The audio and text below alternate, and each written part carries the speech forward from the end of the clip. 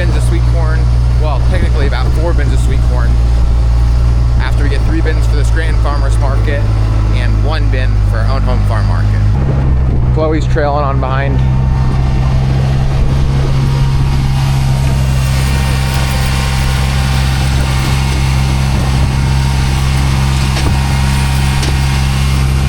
And Mom and Hunter on the other Kubota now coming.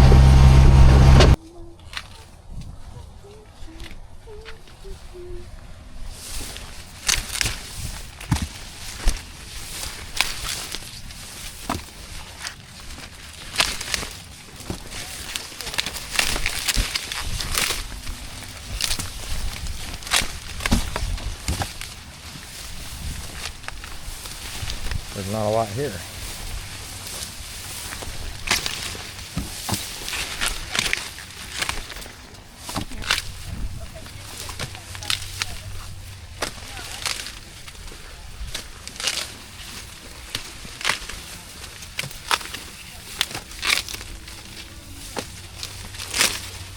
So we're done with the plastic now. And we're into the big field. That's why it's a little bit weedier. Corn's a little bit smaller. We got a corn gator.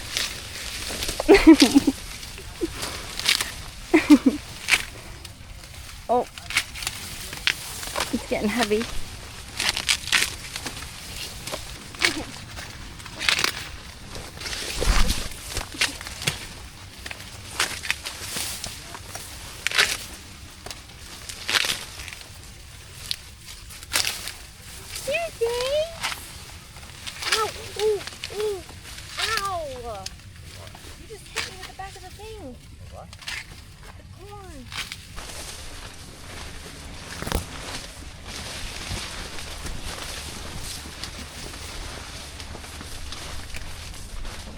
Pull that boat up, Sarah.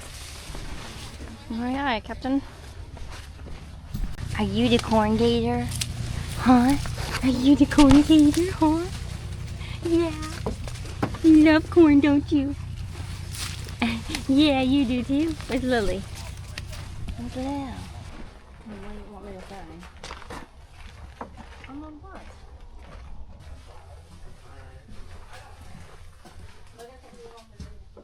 I just came out here to the farm market. Last thing I'm gonna get before Dad takes off is the zinnias.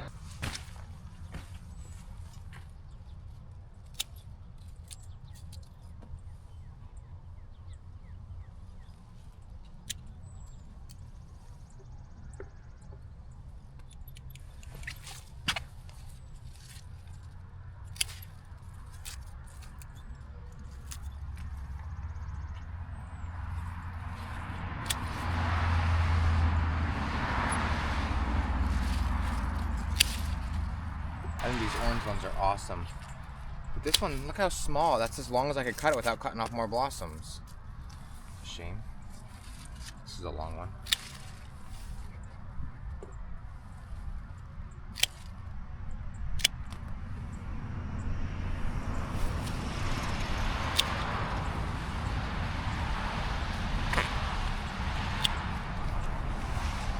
Okay, so it's been kind of a crazy morning. We got Dad off to market. He's got a beautiful load. Those ears were small because it's a new patch and we haven't had rain, so it didn't get quite to the size they should have, but they're still beautiful. They're still filled out nice and it's still super sweet. They're just not as huge as we would normally like them to be. And so that's why we're thinking, even though we only had 3 bins, it's still over 500 ears in a bin, so should be a good day. Then Mom, Sammy, Dave, Nathan, and Hunter, and myself got into watering and pulling plants for our late season cabbage, which is what Dave, Mom, and Sammy are working on right now.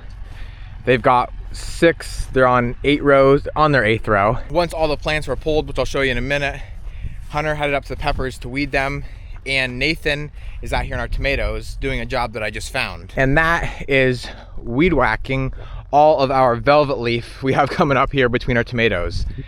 I said before how bad the deer were into them, and they still could be. I just haven't really done much of a walkthrough. But as of now, these tomatoes are some of the nicest I've seen in a while. They're just so full of life and healthy and beautiful. So hopefully they stay that way.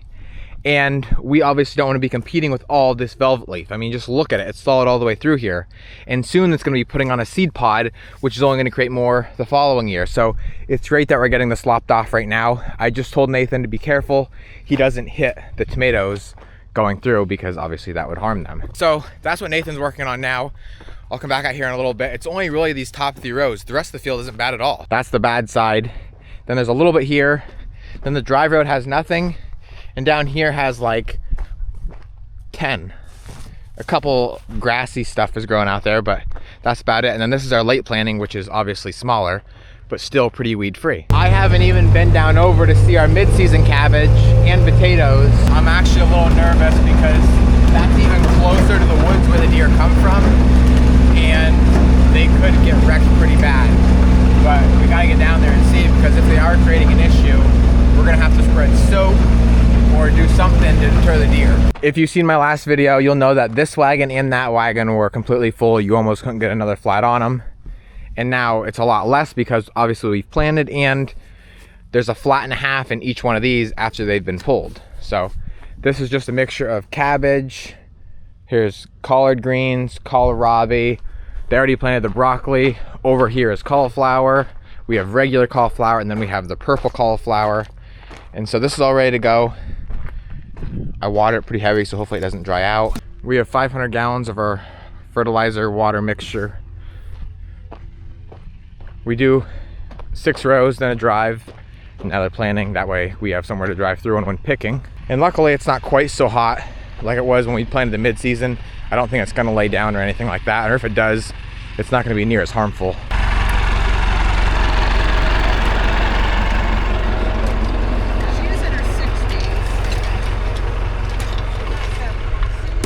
Boy, they're almost out of plants.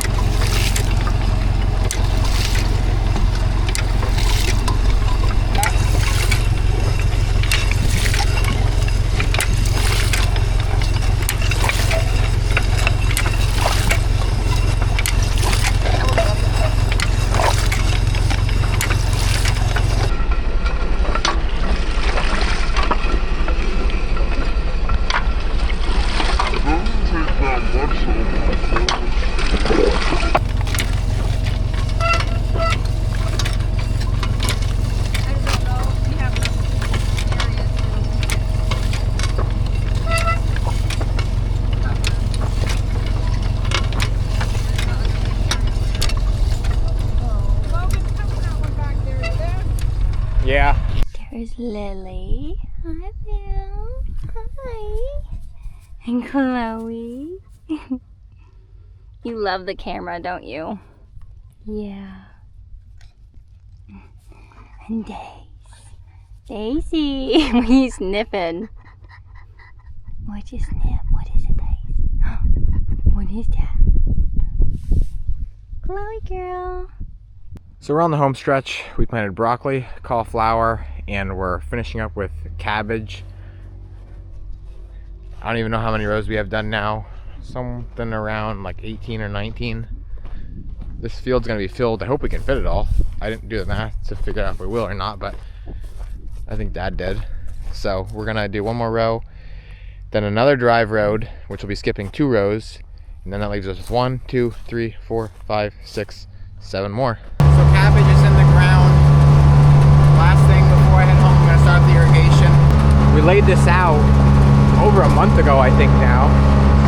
And we're finally gonna, not finally, I don't wanna use it, but it's getting dry enough now to where we need to. So I just started to pump up. You can see the rainbirds just starting to spit out now.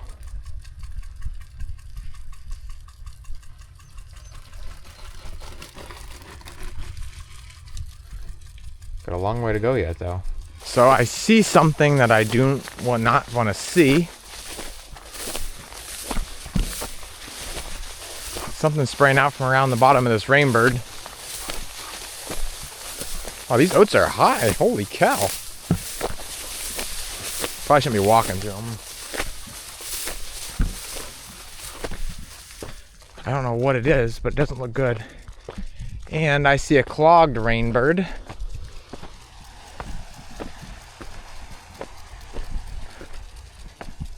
Huh.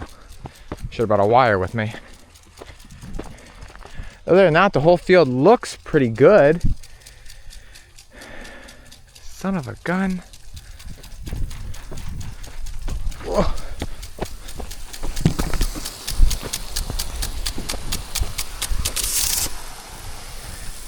I don't know why it's doing that. I mean, everything's in there. The gasket must not be too good or something.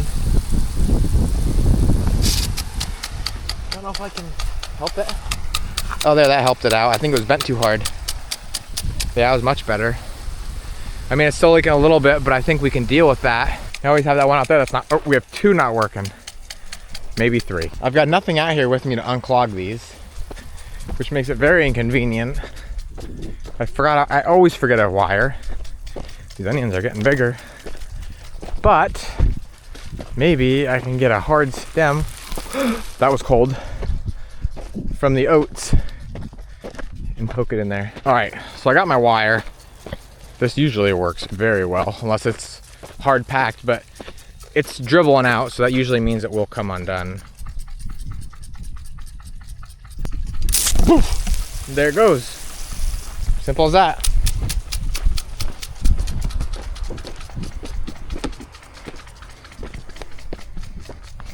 These onion tops are starting to lay down.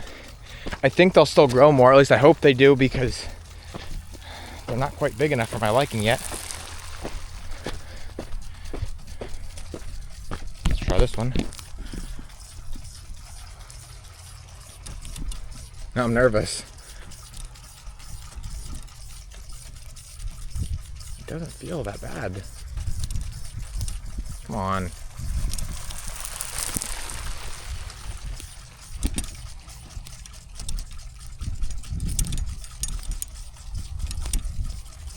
The heck?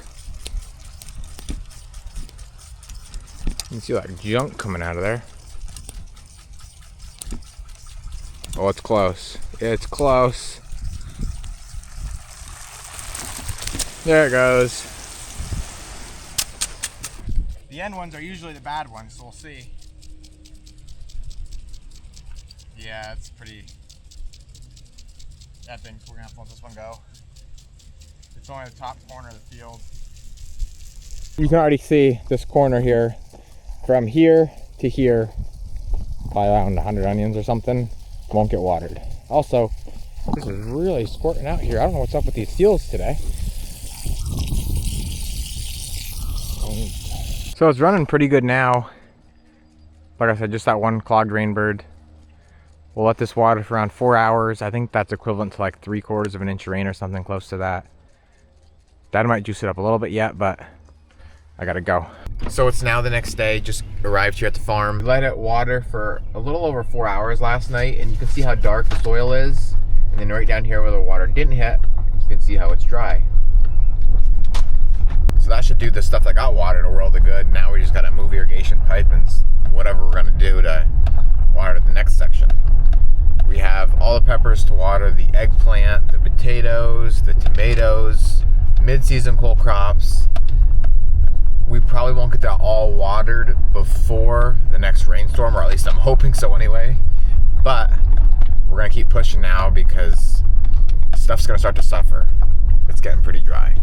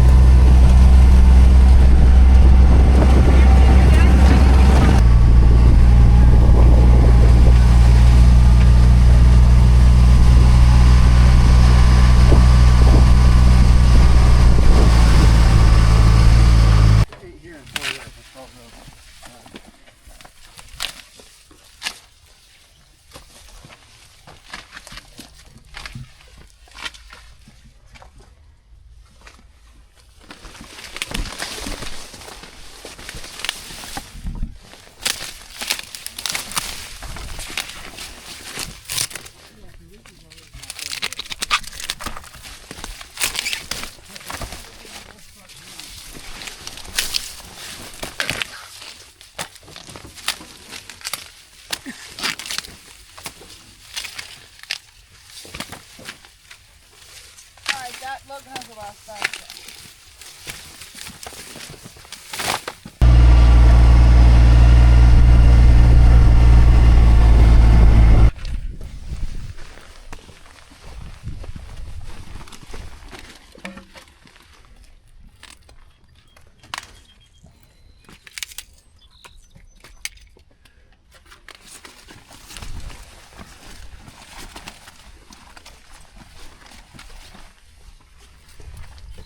I've picked this since Wednesday, I think, so it should be real nice.